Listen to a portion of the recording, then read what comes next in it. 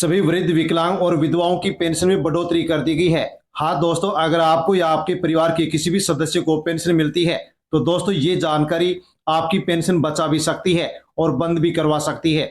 देश भर में दोस्तों पेंशन बंद होने की प्रक्रिया शुरू कर दी गई है। हजारों नहीं, लाखों लोगों की साथियों अब से पहले पेंशन भी बंद भी कर दी गई है।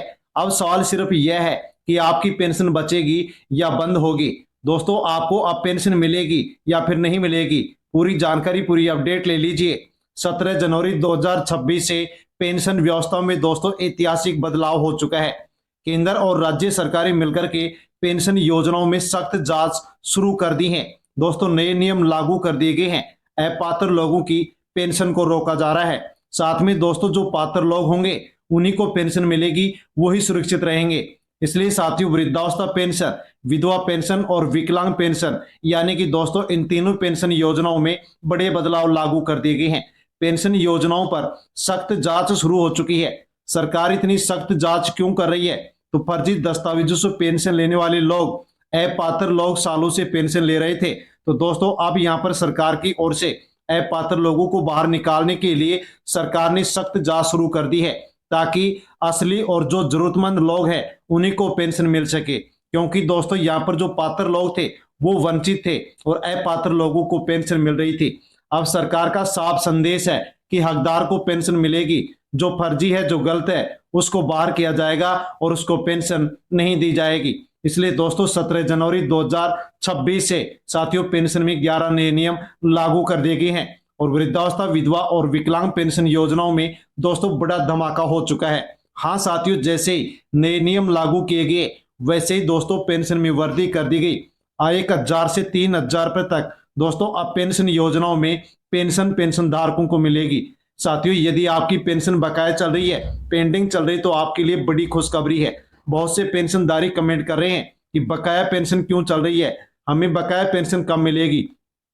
तो दोस्तों 6,000 रुपए बकाया पेंशन मिलना शुरू हो गई है। यानी कि दोस्तों आपकी जो भी बकाया पेंशन है वो आपको मिल सकती है। लेकिन दोस्तों आपको इन 11 नए नियमों के बारे में पूरी जानकारी लेनी होगी और जानकारी लेकर के साथियों जो भी यहाँ पर अपडेट करने के लिए कहा गया है वो आप अपडेट करेंगे तो ही दोस्तों आपको बकाया पेंशन मिलेगी और आपकी पेंशन शुरू हो सकेगी। साथियों जैसे ही 11 नए नियम लागू किए गए हैं वैसे देश भर की सभी राज्यों की पेंशन योजनाओं के तहत दोस्तों अब 3 तरह के लोगों की पेंशन बंद कर दी गई है या बंद होने जा रही है। हाँ साथियों, बड़ी अपडेट, आपको भी पेंशन मिलेगी या फिर नहीं मिलेगी, जान लीजिए। बकाया पेंशन आपको मिलेगी या फिर नहीं मिलेगी, पेंशन में कितनी वृद्धि की गई है, आपको कितनी पेंशन मिलेगी। साथियों पूरी जानकारी, पूरी अपडेट आपको वीडियो में मिलने वाली है, इसलिए अवश्य पूरी जानकारी ले। और स्टडी संगम यूट्यूब चैनल पर पहली बार आए हैं तो चैनल से जुड़ जाएं, सब्सक्राइब कर लें और बेल आइकन प्रेस कर ऑल पर क्लिक अवश्य कर लें।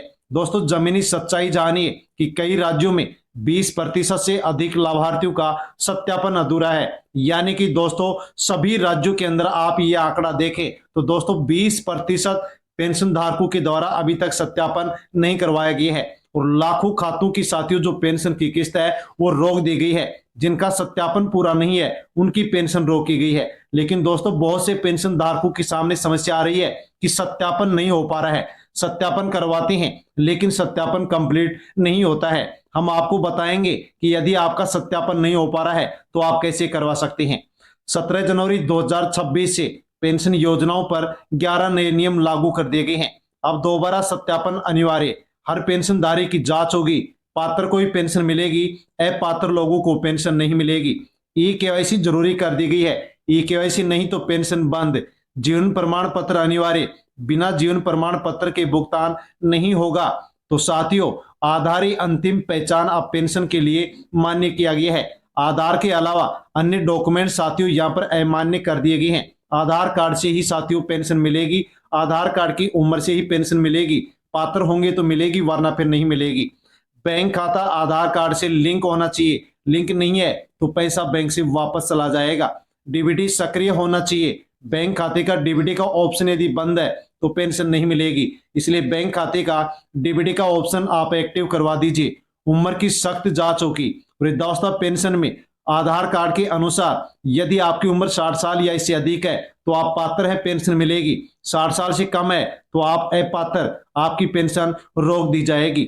विधवा पेंशन में साथियों यहाँ पर विवाह की जांच की जा रही है। दोबारा यदि शादी हुई तो पेंशन बंद की जा रही है। दिव्यांगता प्रमाण पत्र अनिवार्य कर दिया गया है।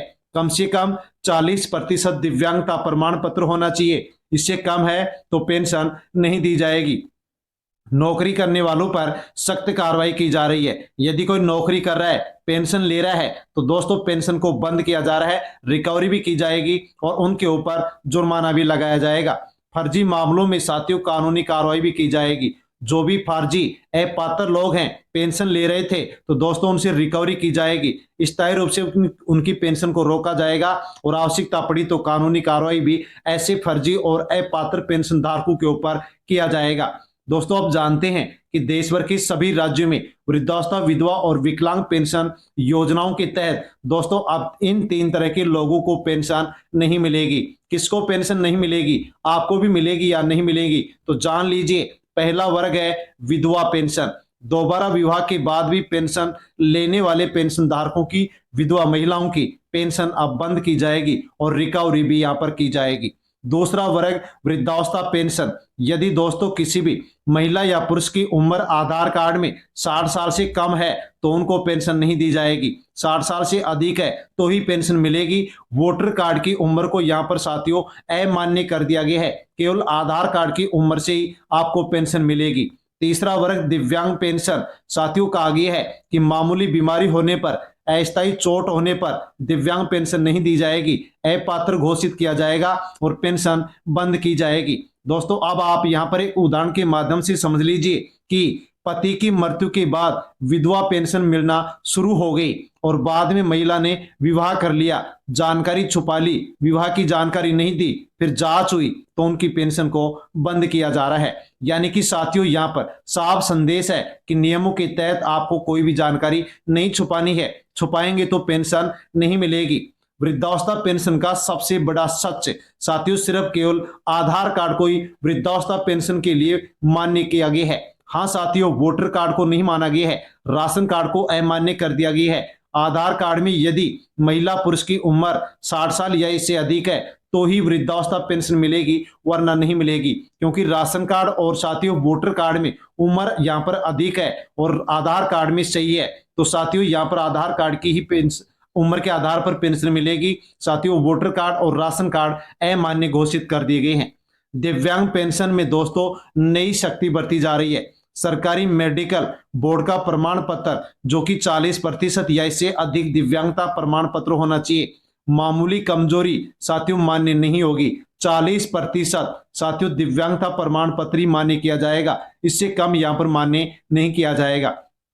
साथियों बहुत से पेंशन धारकों की समस्या है कि सत्यापन नहीं हो रहा है, तो इसका क्या समाधान है, तो साथियों समाधान जान लीजिए। यदि आप सत्यापन करवा रहे हैं और सत्यापन नहीं हो रहा है तो दोस्तों आप अपने नजदीकी अधिकारी के पास जाए। जो बीडीओ है, जो एसडीओ है यानी कि उपखंड अधिकारी और जो विकास अधिकारी हैं उनके पास आप जाइए और जाकर के साथियों आप अपने साथ अपना जो रजिस्टर्ड मोबाइल है उसको भी साथ लेकर के जाए। साथियों अधिकारी के सामने उपस्थित होंगे और साथियों वो आपके रजिस्टर्ड मोबाइल के ऊपर साथियों पोर्टल के माध्यम से ओटीपी भेजेंगे। ओटीपी को दर्ज करेंगे और आपका भौतिक सत्यापन हो जाएगा। साथियों ये एकदम सरल तरीका है और इसके माध्यम से यहाँ पर जो सत्यापन है वो क्लियर हो जाता है। सत्यापन पूरा हो जाएगा, पेंशन आपकी जो बंद है वो दोबारा शुरू हो जाएगी।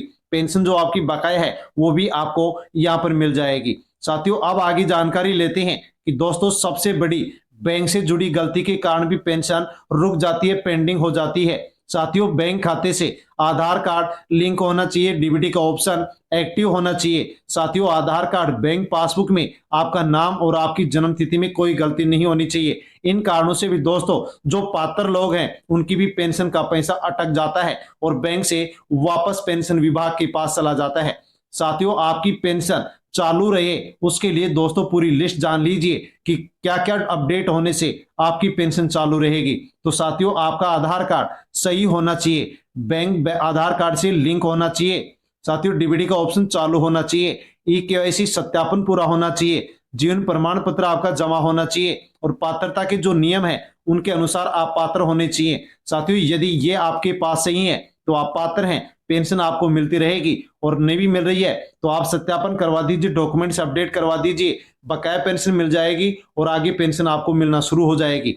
अब आपके लिए राहत भरी खबर है कि साथियों पेंशन राशि में बढ़ोतरी की जा रही है। कई राज्यों में पेंशन को बढ़ा दिया गया, 1000, 2000 या फिर 3000 रुपए साथियों पेंशन दी जा रही है। और रुकी हुई जो पेंशन है, जो बकाया पेंशन है, उसका भी एक साथ भुगतान किया जा रहा है। लेकिन उससे पहले आपके सारे डॉक्यूमेंट्स अपडेट होने चाहिए, सत्यापन कंप्लीट होना चाहिए, तो ही बकाया पेंशन मिलेगी और आगे आपको पेंशन मिलना शुरू हो सकेगी। अंतिम और सबसे जरूरी संदेश कि 17 जनवरी 2026 के बाद सिर्फ केवल पात्र पेंशन धारकों को पेंशन मिलेगी। फर्जी और अपात्र लोगों को बाहर किया जाएगा। नियम यदि आप पूरे मानते हैं, उनके अनुसार पात्र हैं, तो आपकी पेंशन सुरक्षित है और साथियों आपको पेंशन मिलती रहेगी। इसको लेकर के आपको किसी भी प्रकार से डरने की जरूरत नहीं है। नए नियमों को समझते रहिए, वीडियो देखते रहिए और साथियों दस्तावेज सही रखिए, आपकी पेंशन सुरक्षित रहेगी, पेंशन आपको मिलती रहेगी। साथियों पेंशन को लेकर के बड़ी अपडेट थी, बड़ी जानकारी थी। जानकारी के उद्देश्य से साथियों वीडियो बनाया गया है। जानकारी कैसी लगी, वीडियो को लाइक कर दें, अन्य लोगों तक सेंड कर दें। चैनल पर नए हैं तो स्टडी संगम यूट्यूब चैनल को सब्सक्राइब कर दें। धन्यवाद।